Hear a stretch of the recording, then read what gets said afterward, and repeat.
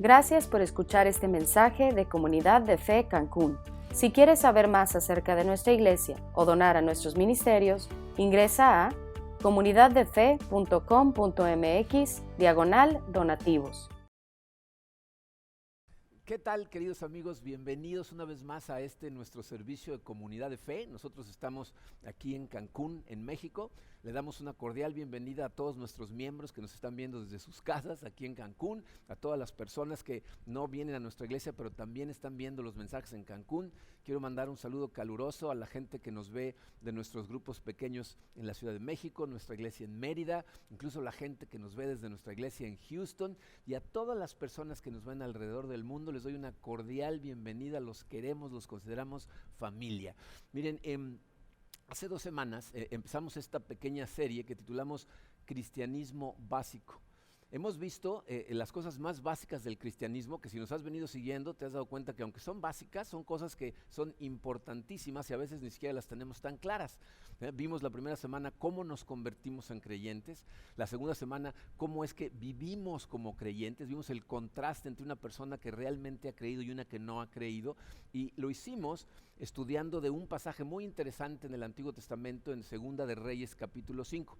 Hoy nos vamos a salir de ese pasaje, nos vamos a ir al libro de los Salmos, en donde vamos a aprender una de las cosas que yo creo que más confunden a la gente, especialmente al principio de su caminar espiritual, es cómo le podemos permitir a nuestra fe darle forma a nuestra vida como creyentes, es decir, cómo somos transformados como creyentes.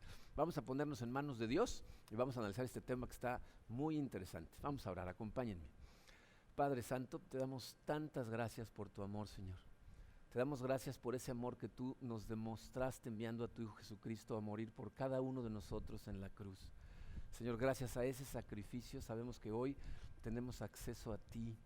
Podemos recibir de ti tu amor, tu poder, tu luz, tu sabiduría, tu paciencia, tu paz. Padre, necesitamos en este momento de todas esas cosas.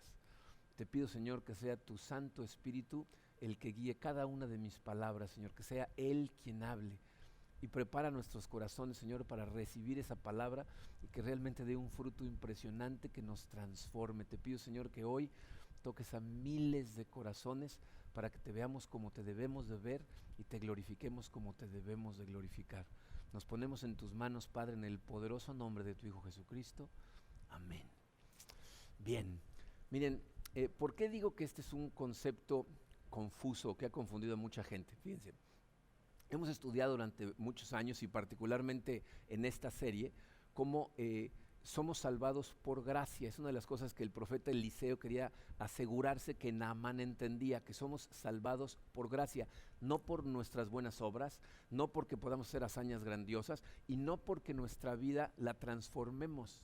O sea, somos salvados tal y como estamos, pero si tú realmente has puesto tu fe en Cristo, si realmente has creído, entonces eso va a producir un cambio en tu vida, se va a notar, vas a tener una vida transformada. La pregunta es ¿cómo? Es confuso porque la Biblia nos dice que esto no tiene que ver con nuestra fuerza de voluntad. No es algo que yo conscientemente hago, ahora me voy a portar bien. Entonces la pregunta es ¿cómo se da ese cambio? Y la respuesta, mira, a lo mejor te va a sorprender, pero lo que la Biblia nos enseña es que la transformación proviene de la oración. Obviamente la oración realizada de una forma en particular. Entonces, hoy vamos a estudiar, fíjate, 3 cosas. Vamos a estudiar cuál es el camino que conduce a la oración que nos transforma, porque hay un camino que tenemos que seguir para que lleguemos a esa oración. Luego vamos a analizar quién debería ser nuestra guía mientras oramos. O sea, ya en la oración, cómo tenemos un guía maravilloso que se puede asegurar que esa oración realmente sea de transformación. Y vamos a ver cómo cuando eso sucede, vamos a aprender cuál es la forma en la que todas las oraciones deberían de terminar. Y ahorita les explico en un momento a qué me refiero con eso de que deberían, ¿ok? Pero bueno, fíjense, vamos a estudiar hoy del libro de los Salmos. Vamos a ver el primer salmo y el último salmo. Y van a ver cómo estudiando estos 2 salmos, lo que vamos a obtener es un curso profundo de oración transformante. ¿Bien? ¿Están listos? Muy bien. Vamos a empezar con el salmo número 1. Tienen en común estos 2 salmos que los 2 son salmos de 6 versículos. Voy a leer el salmo 1 completito. Dice así: Dichoso el hombre que no sigue el consejo de los malvados, ni se detiene en la senda de los pecadores, ni cultiva la amistad de los blasfemos, sino que en la ley del Señor se deleita y día y noche medita en ella. Es como el árbol plantado a la orilla de un río, cuando llega su tiempo da fruto y sus hojas jamás se marchitan, todo cuanto hace prospera. En cambio, los malvados son como paja arrastrada por el viento. Por eso no se sostendrán los malvados en el juicio, ni los pecadores en la asamblea de los justos, porque el Señor cuida el camino de los justos, mas la senda de los malos lleva a la perdición. Vamos a analizar este salmo. El número 1 en su programa dice, el camino que conduce a la oración que transforma. Miren, este primer punto nos va a revelar cuál es la clave de la oración que nos transforma. Yo creo que mucha gente que me escuchó decir al principio del mensaje, lo que te transforma es la oración, seguramente pensaron, pues qué cosa más extraña, porque yo llevo orando muchos años y no he cambiado en nada. Es muy probable que el problema sea que no has utilizado el camino o la puerta que te lleva a la oración que transforma. Fíjate, ese secreto, esa clave se revela en los primeros 3 versículos del Salmo. Fíjense, lo que dice, en conclusión dice, dichoso el hombre que en la ley del Señor se deleita y día y noche medita en ella. Es como el árbol plantado a la orilla de un río que cuando llega su tiempo da fruto y sus hojas jamás se marchitan. Entonces fíjate, lo que este pasaje nos dice es que la clave de la transformación en el corazón del ser humano es la combinación de 2 cosas, deleitarse en la palabra del Señor y meditar en la palabra del Señor. Fíjense, la palabra dichoso con la que empieza el Salmo es una palabra que en el original significa bendecido. Entonces, bendecido por Dios es el hombre que hace estas cosas. Entonces, nos vamos a concentrar ahorita en la parte que dice meditar en la palabra de Dios y al final vamos a hablar del deleite en la palabra de Dios. Fíjense en lo que nos promete cuando nosotros meditamos en la palabra de Dios. Dice, nuestro corazón se va a convertir como un árbol que está plantado a la orilla de un río y que cuando llega el tiempo preciso da fruto y sus hojas jamás se secan. En otras palabras, meditar hace que tu corazón pueda alcanzar las profundidades más increíbles del conocimiento, de la gloria, del amor de Dios, y por eso tus hojas jamás se marchitan, aun cuando no haya lluvia. ¿Entiendes el concepto? O sea, le permite a las raíces de tu corazón entrar en las profundidades de Dios, de manera que no importa qué tan secas están las circunstancias, tú sigues recibiendo de Dios fortaleza, vitalidad, y sigues dando fruto, es decir, sigue habiendo transformación en tu vida. Eso significa que si tú, por ejemplo, fíjense lo que estamos experimentando en nuestros días, ¿no? Si tú ahorita de repente se seca la fuente de ingresos, de repente pierdes tu trabajo, o te sientes abandonado, o tienes miedo por lo que está pasando, este versículo dice que si tu corazón está conectado a las profundidades de Dios, entonces te vas a poder sacudir esas sensaciones y vas a poder manejar estas cosas de forma madura. Pero si tus raíces no están conectadas a las profundidades de Dios, entonces estas cosas van a sacudir tu vida al grado que te vas a sentir derrotado, te vas a sentir devastado, te vas a sentir lleno de miedo, ¿no? Entonces la meditación lo que hace es habilitarte para acceder a Dios de esta manera. Fíjate, lo opuesto nos lo dice en el versículo 4. Dice, en cambio, los malvados son como paja arrastrada por el viento. ¿Por qué les llama paja? Porque la paja no tiene raíz, no está arraigado a nada, no está fortalecido en nada. Y entonces cuando las circunstancias complicadas vienen, esas circunstancias te arrastran y te zangolotean para todas las direcciones del mundo. Entonces, si no aprendemos a meditar en la palabra de Dios, esta situación que estamos viviendo nos va a destrozar. Miren, esta situación me recuerda una escena de la trilogía del Señor de los Anillos. No sé si sabían que J.R.R. Tolkien, el autor de los libros del Señor de los Anillos, era cristiano. De hecho, esas películas son cristocéntricas, es lo que estaba él tratando de hacer cuando las escribió. Y hay una escena, se encuentra casi al final del segundo libro o de la segunda película, en donde hay un momento en donde parece ser que todo va a terminar mal. Hay batallas en diferentes frentes, están luchando separados los buenos contra diferentes malos, y en todos los frentes parece que el mal va a ganar y va a tomar control del mundo. En el libro, esto que les voy a decir ahorita es un pensamiento de un hobbit, pero en las películas pues lo tiene que decir porque si no, no nos enteramos de qué estaba pensando. Pero lo que dice es esto, dice que Pippin, que era el hobbit, voltea a ver la cara de Gandalf, el mago, dice, y se sorprende porque la risa de Gandalf generalmente es una risa llena de alegría, pero en ese momento en la cara del mago todo lo que puede ver son líneas que le muestran que está lleno de preocupación y de dolor. Dice, pero mientras más intensamente ve la cara del mago, de pronto se da cuenta que abajo de todo eso hay un gozo, una fuente de alegría que sería capaz de poner a todo el reino a reír si es que saliera. Dice, esa idea es exactamente la que nos está transmitiendo este salmo. Si tú puedes tener esa fuente de gozo dentro de ti, si aprendes a meditar en la palabra de Dios. Es una promesa increíble. ¿Ya? Entonces la pregunta es, ¿cómo le hacemos? ¿No? ¿Cómo se hacen esas cosas? Dice, la respuesta se encuentra entre los versículos 2 y 3. El versículo 2 nos dice, ¿en qué debemos de meditar? Dice, en la ley del Señor se deleita y medita en ella día y noche. Eso significa que debemos de meditar en las Escrituras, en todas las Escrituras. La Biblia completa es la palabra de Dios. Miren, estos días que pues obviamente la gente está tan llena de ansiedad, hay muchos casos de gente que está muy deprimida, etcétera. Se han dado a la tarea en los medios de comunicación a entrevistar a expertos que nos dicen cómo le podemos hacer para estar en paz, para que se nos quite el miedo y la ansiedad, ¿no? Y muchos de ellos que he visto esta semana en diferentes medios hablan de la importancia de meditar, ¿no? Que si nosotros aprendemos a meditar, entonces vamos a estar tranquilos. Pero lo que sugieren es vaciar tu mente de todo pensamiento negativo. En conclusión, lo que dicen es tienes que vaciar tu mente, es decir, ni te concentres en cosas malas, ni te concentres en cosas buenas. Entonces, simplemente lo que esos expertos están diciendo es, tenemos que tratar de distraerte de lo que está pasando para que no estés preocupado. La meditación cristiana es lo opuesto a lo que estos expertos sugieren. Nosotros no vaciamos nuestra mente, la llenamos con las Escrituras. Eso es lo que tenemos que hacer. Ahora, ¿cómo se hace? ¿Qué significa meditar? Fíjate, meditar realmente es una cosa muy, muy simple, que suena muy complicada, o a veces gente la hace sonar como que es algo tan especial y raro que solo pocas personas pueden hacerlo. Meditar significa pensar o considerar algo intensamente, detenidamente, para poder comprenderlo muy bien. Entonces, lo que yo estoy diciendo aquí es que tienes que pensar intensamente y considerar profundamente las Escrituras, y mientras estás considerando estas cosas tienes que hacerte preguntas acerca de lo que estás leyendo y reflexionar en lo que dice. Fíjate, esta palabra deleitar, dice, en la ley del Señor se deleita, es un término económico.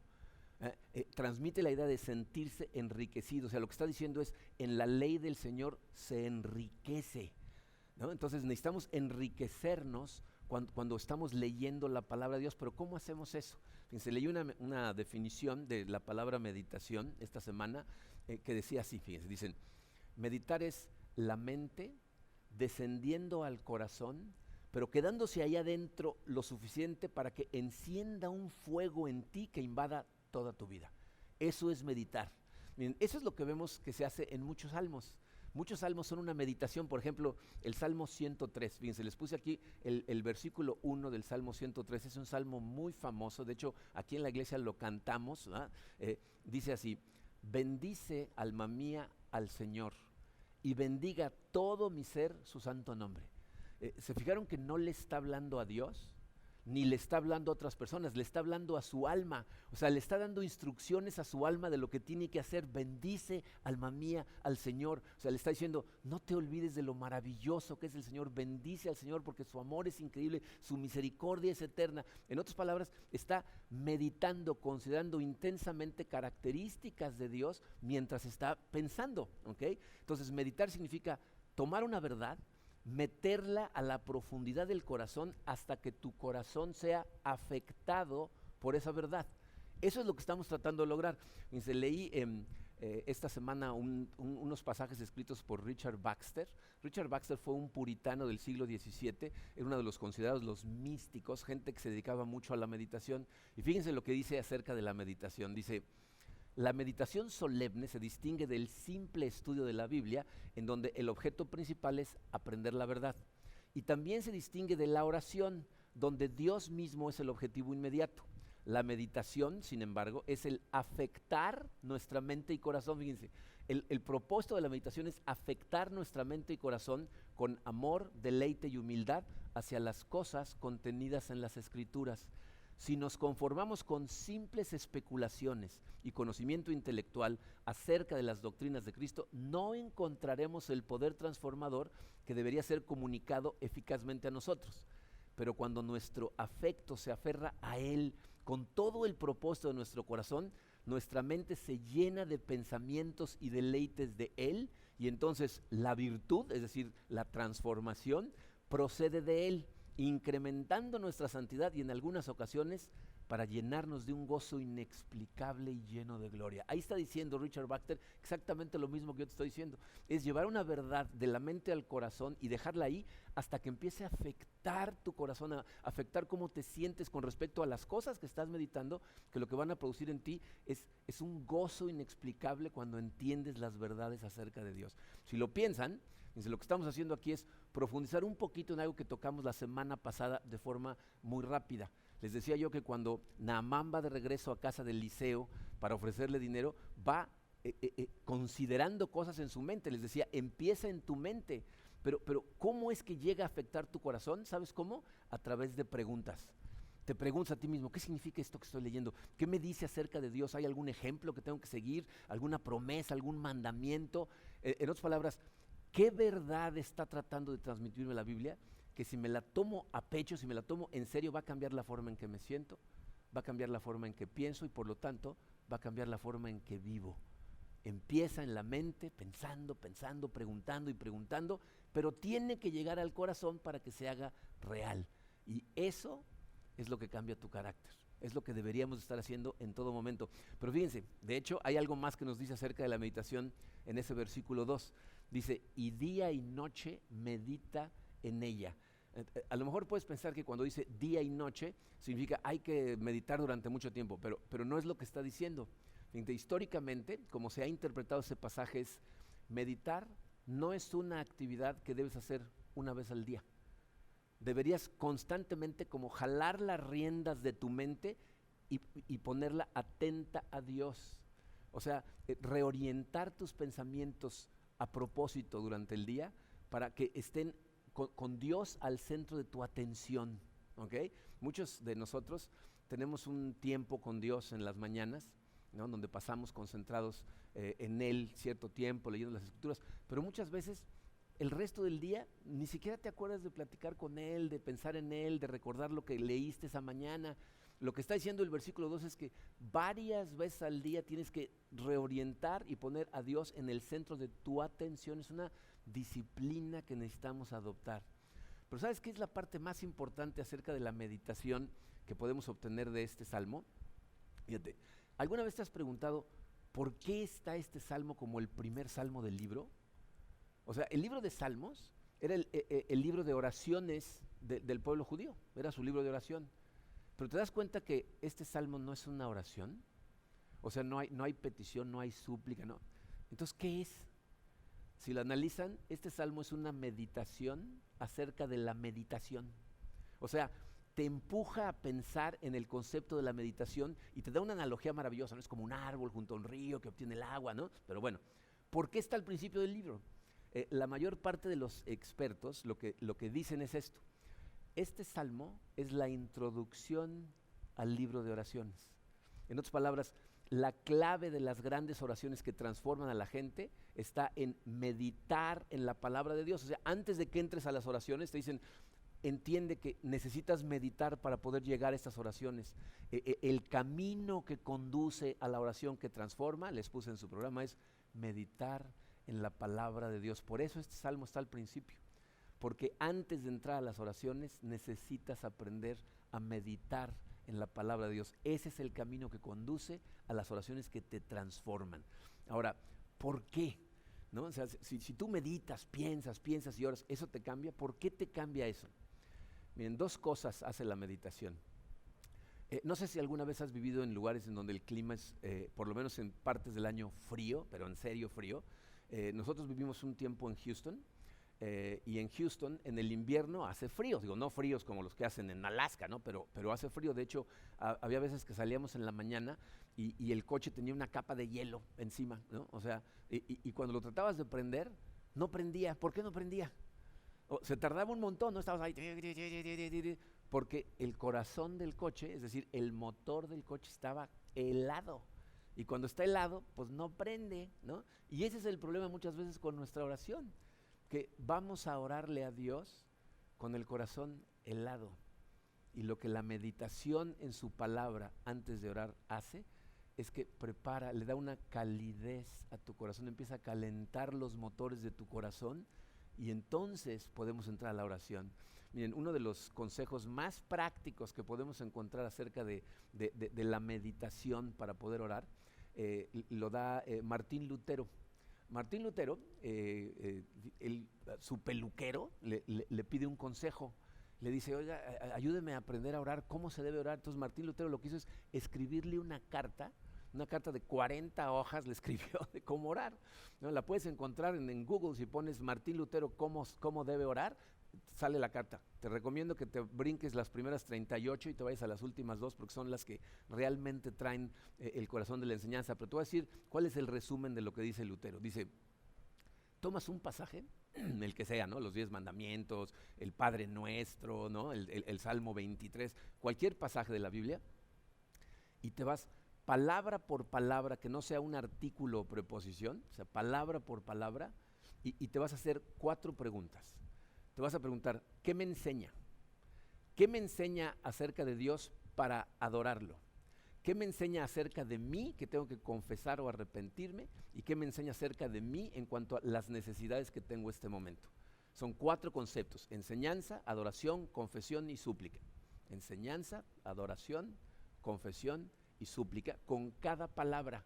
Entonces, por ejemplo, fíjate, si tomamos el Padre Nuestro, la primera palabra sería Padre, ¿no? Entonces, ¿qué nos enseña eso? Padre, pues a mí me dice, Dios, el rey del universo, el creador de todas las cosas, no nada más es un Dios, es mi Padre, es un ser que me ama, que me ve de forma personal como uno de sus hijos y tiene un amor especial por mí porque soy su hijo. Entonces viene adoración. Gracias, Señor, porque eres un Padre amoroso, te alabo, Padre, porque no me ves como un ser más en la creación, sino como un ser especial. Confesión, confieso, Señor, que aunque eres el Padre amoroso que tu palabra me dice que eres, no tengo la suficiente conexión contigo, no te doy el suficiente tiempo. Súplica, ayúdame, Señor, por favor, quiero tener esa conexión, ayúdame a recordar que necesito conectarme contigo. Y luego pasas a la siguiente palabra, ¿no? Nuestro, ¿no? ¿Qué me enseña eso? No es nada más mi padre, somos muchos, es una familia, me rodeo de gente que también lo ama y que ahora me va a amar a mí. O sea, me dio todo un equipo.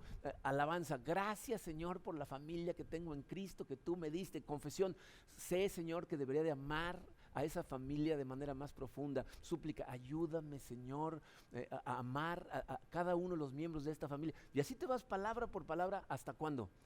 Hasta que empiezas a sentir una calidez en tu corazón, hasta que, fíjate, palabras, ideas que empieza a darte el Espíritu Santo acerca de Dios empiezan a calentar a tu corazón y entonces viene la oración. Miren, no hay consejo más práctico ni más transformador acerca de la oración, de la meditación y la oración, que los consejos de este Señor. ¿Okay? Entonces, entramos a través de la meditación que prepara tu corazón. ¿Okay? Ahora, una vez que llegamos a la oración, vamos a necesitar una guía. El número 2 en su programa dice, nuestra guía a través de la oración que transforma. Necesitamos un guía.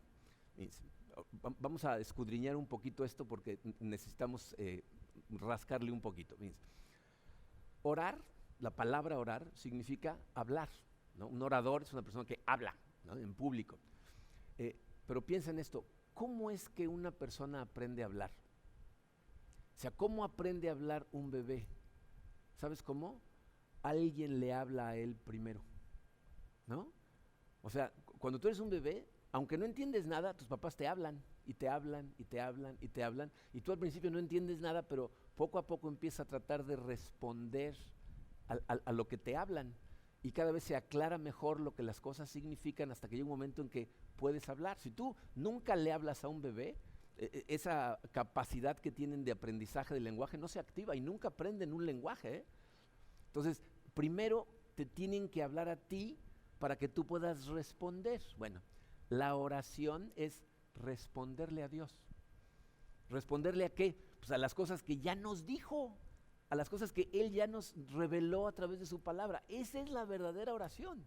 Fíjate, eso significa que no hay oración verdadera si no es en respuesta a su palabra. Su palabra siempre debería ser lo que nos inspire a la oración, no simplemente dejarnos guiar por nuestros sentimientos, por cómo nos sentimos en ese momento, que es lo que normalmente hacemos. Pero si tú quieres tener un gozo interno que sea capaz de poner al reino a reír, como dice Tolkien, aun cuando las circunstancias parecen ir muy mal, necesitas una guía fidedigna que no sean tus sentimientos. Entonces, ahí les puse en su programa, nuestra guía a través de la oración que transforma es el libro de Salmos. Los salmos son oraciones que tenemos ahí que nos ayudan a guiar nuestra vida de oración. Esta es una forma poderosa de aprender a orar, sumergirte en los salmos. Miren, si tú ves la evidencia, Jesucristo, por ejemplo, fue una persona que estuvo inmersa en los salmos. Él era judío y como buen judío, el libro de Salmos era su libro de oraciones. Al final te voy a demostrar cómo él estaba inmerso en los salmos y seguramente eran la base de todas sus oraciones. La iglesia, a través de la historia, siempre ha hecho lo mismo. Por ejemplo, Calvino, cuando estaba haciendo la reforma de su iglesia en Génova, se aseguraba de que toda la iglesia cantara los 150 salmos por lo menos 2 veces al año. La iglesia anglicana tenía una oficina de oración en donde leían y cantaban todos los 150 salmos cada mes. Los más extremistas eran los benedictinos, los monjes benedictinos, fíjate, tenían que leer o escuchar a alguien leer o cantar los 150 salmos cada semana. ¿Por qué? O sea, ¿qué hace a los salmos tan importantes? ¿Por qué los salmos siempre han resultado ser la clave de entender la oración que transforma? 2 razones. Fíjate, la primera de ellas, fíjate, la Biblia nos dice que si tú y yo vamos solos a la oración, le damos simplemente rienda suelta a nuestra imaginación, lo que vamos a hacer es crear a un Dios que no existe. Le vamos a orar a un Dios inventado por nosotros siempre. Miren, si algo recalca la Biblia por todos lados, es que nuestro corazón no quiere al Dios verdadero, ¿no?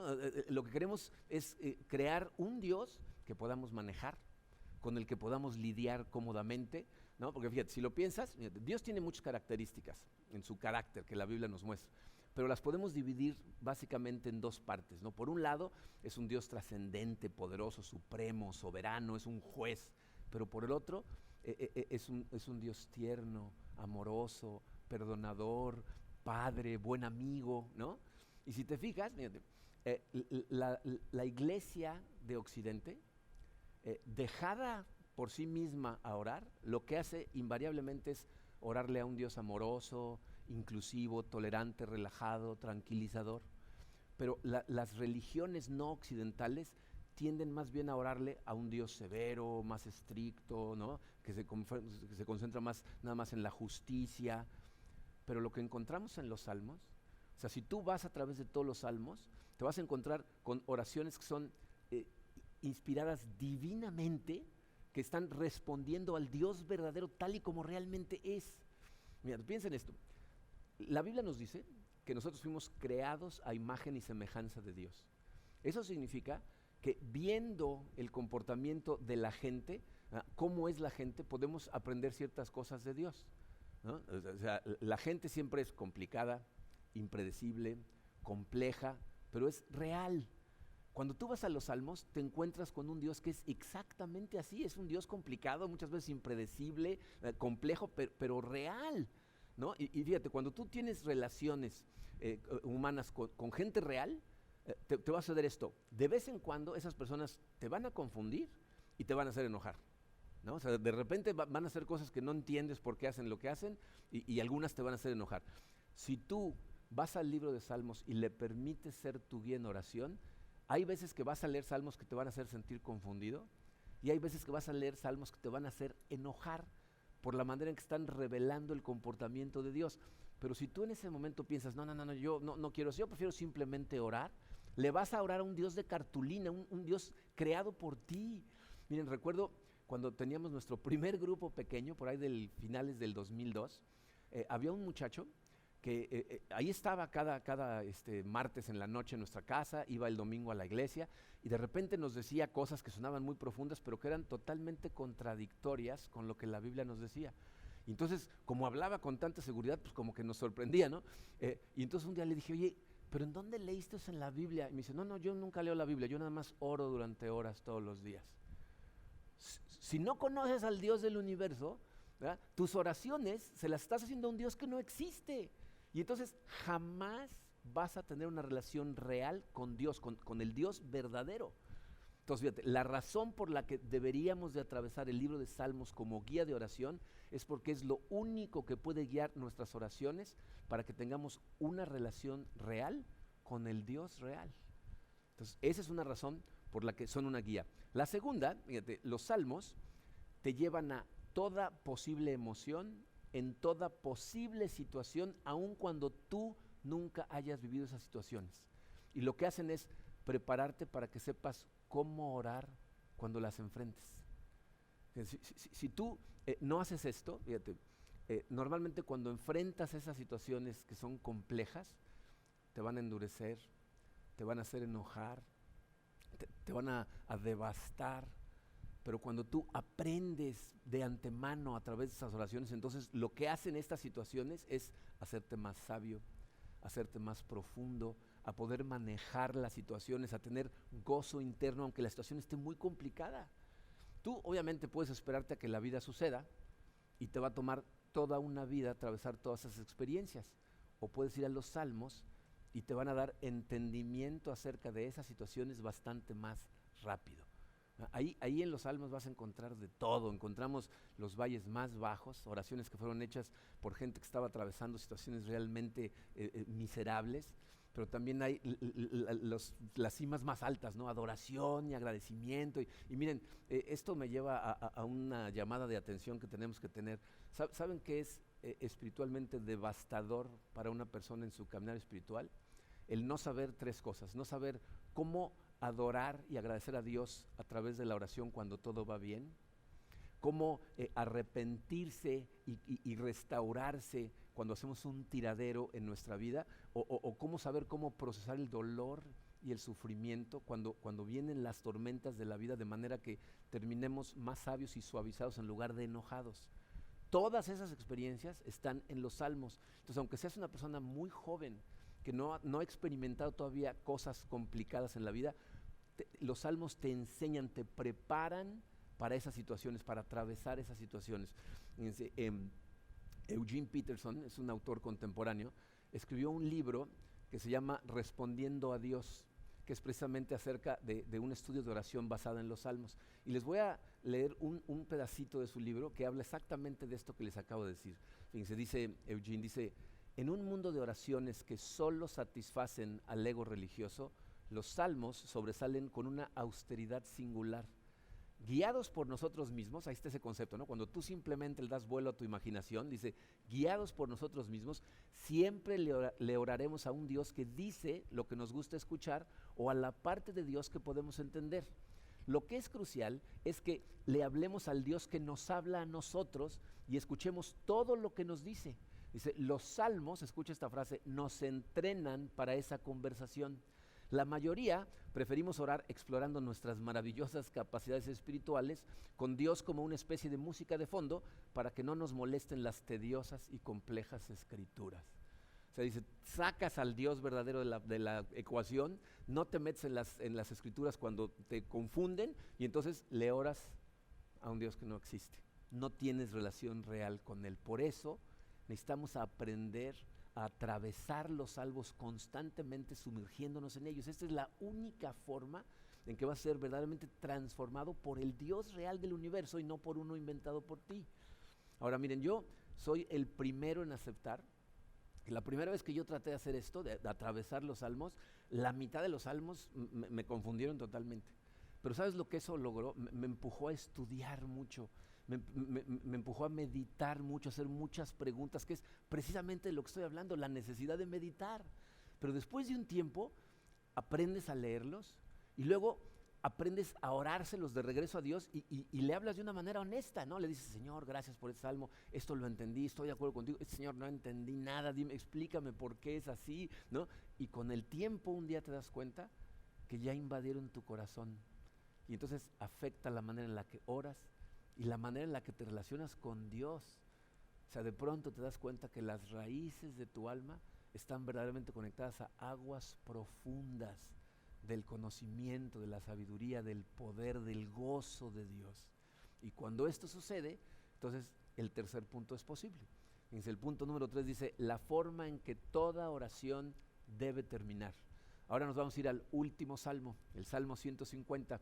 Vamos a leerlo rápidamente. Fíjense, dice, aleluya, alabado sea el Señor, alaben a Dios en su santuario, alábenlo en su poderoso firmamento, alábenlo por sus proezas, alábenlo por su inmensa grandeza, alábenlo con sonido de trompeta, alábenlo con el arpa y la lira, alábenlo con panderos y danzas, alábenlo con cuerdas y flautas, alábenlo con címbalos sonoros, alábenlo con címbalos resonantes, que todo lo que respira alabe al Señor, aleluya, alabado sea el Señor.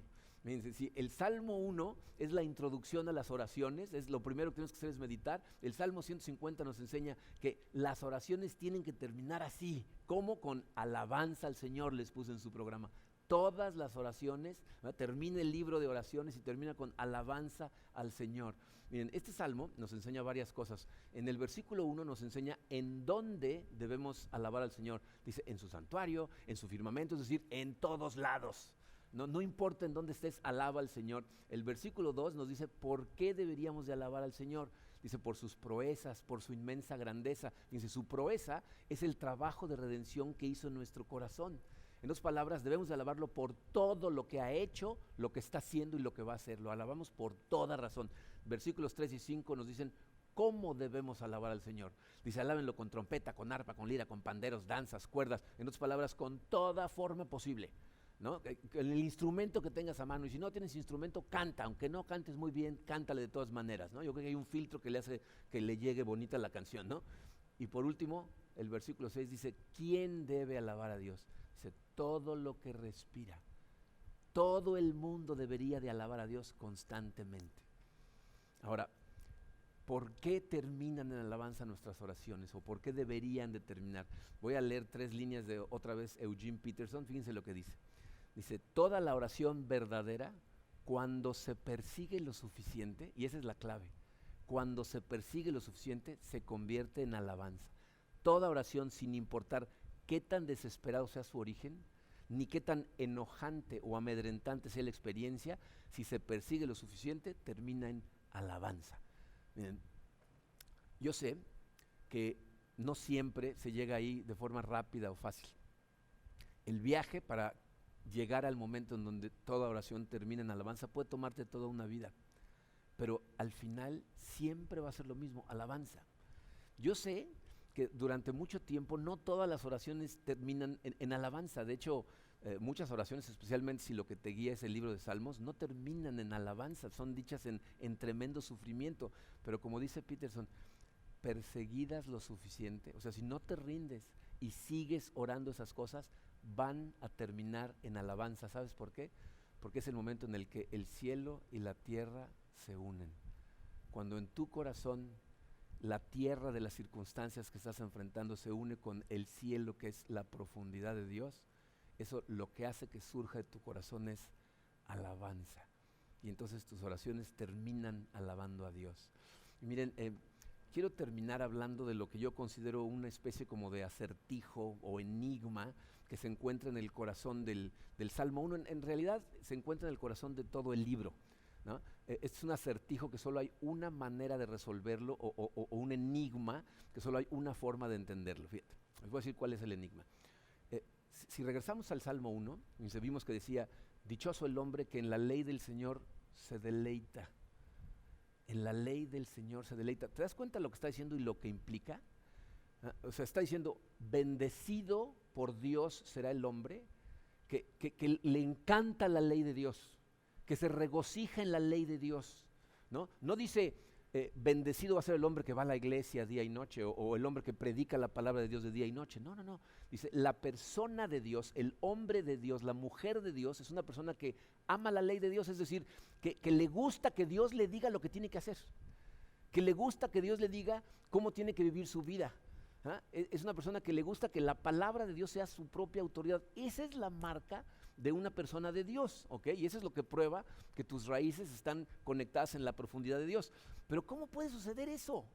Miren, el enigma es este: si tú estudias la ley de Dios, si te pones a leer la Biblia y entiendes lo que demanda de ti, te vas a dar cuenta que no la cumples, que no te acercas ni remotamente. Entonces, ¿cómo puedes deleitarte en ella? Piensa, por ejemplo, el Sermón de la Montaña. El Sermón de la Montaña no es otra cosa que las meditaciones de Jesucristo acerca de la palabra de Dios.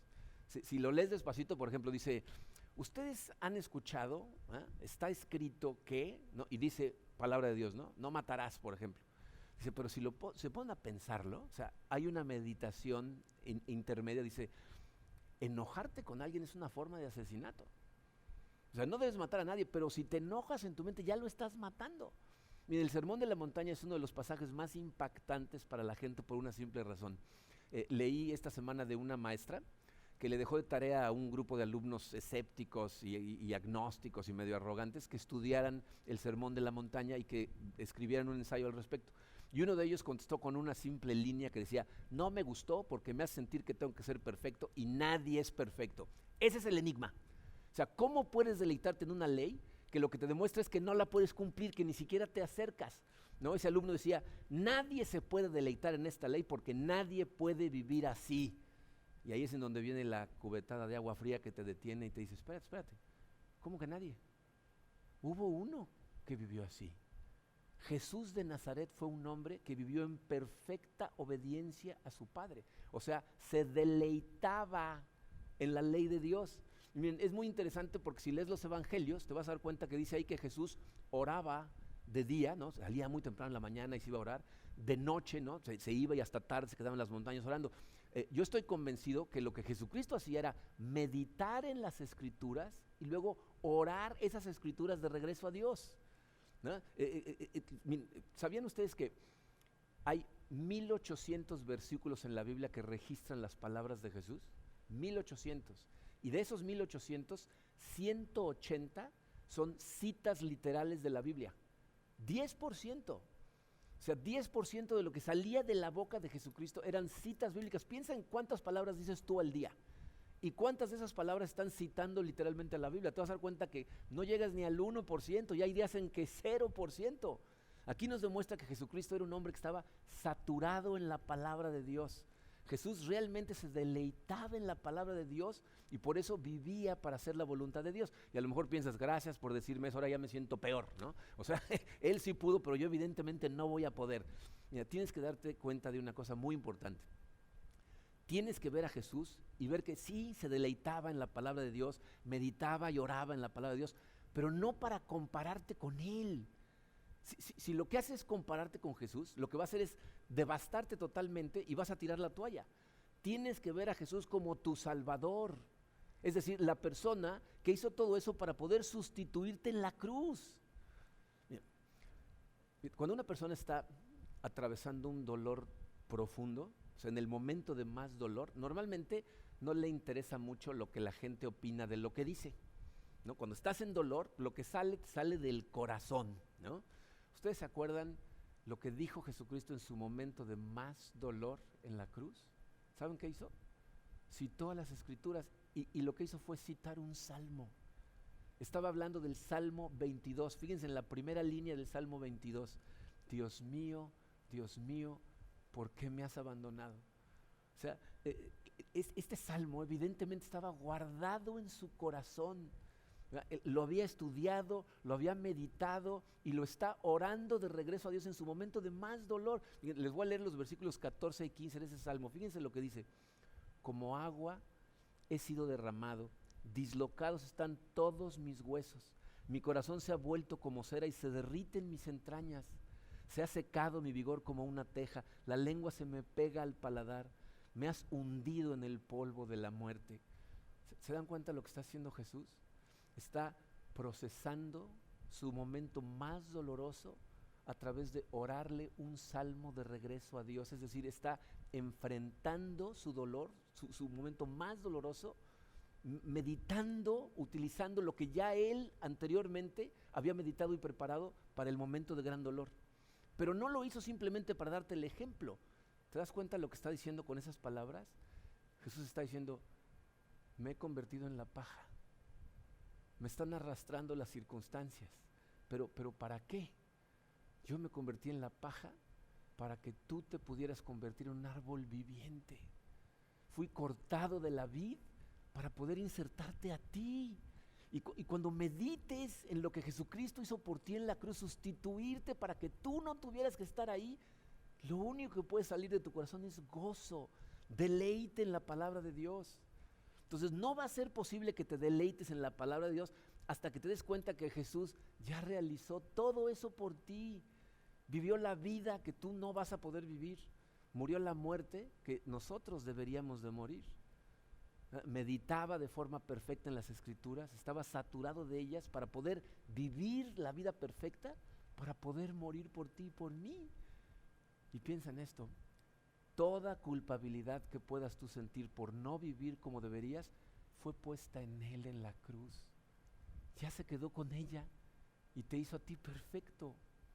Entonces no vas a poder deleitarte en la palabra de Dios hasta que realmente entiendas que te salvó por gracia. Ya eres salvo. No tienes que llegar a ser perfecto. Mientras más te conectes a Él, más transformación va a haber, pero no te está midiendo por eso.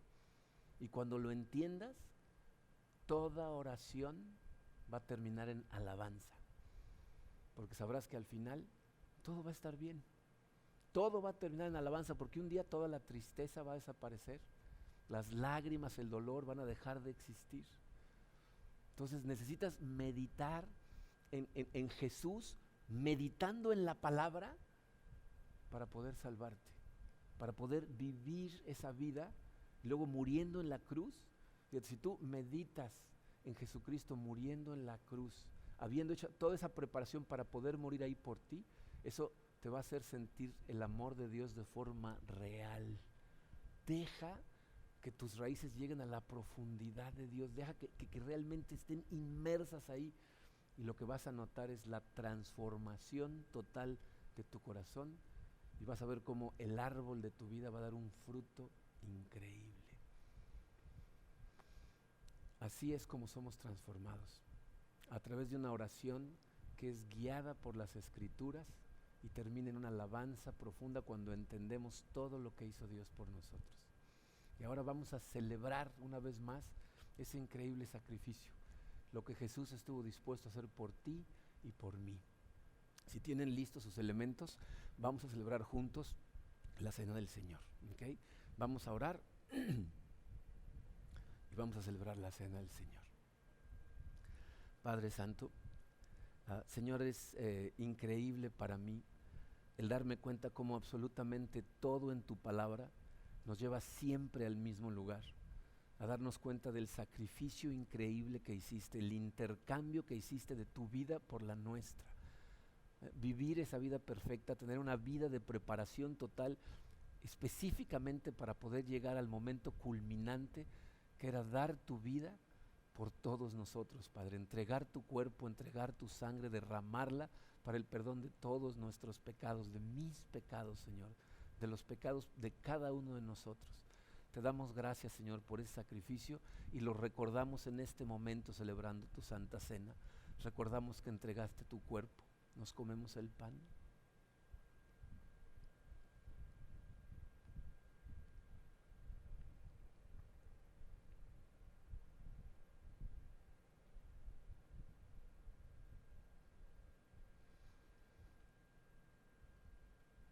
Recordamos, Señor, que derramaste tu sangre por nosotros, conforme nos tomamos este jugo.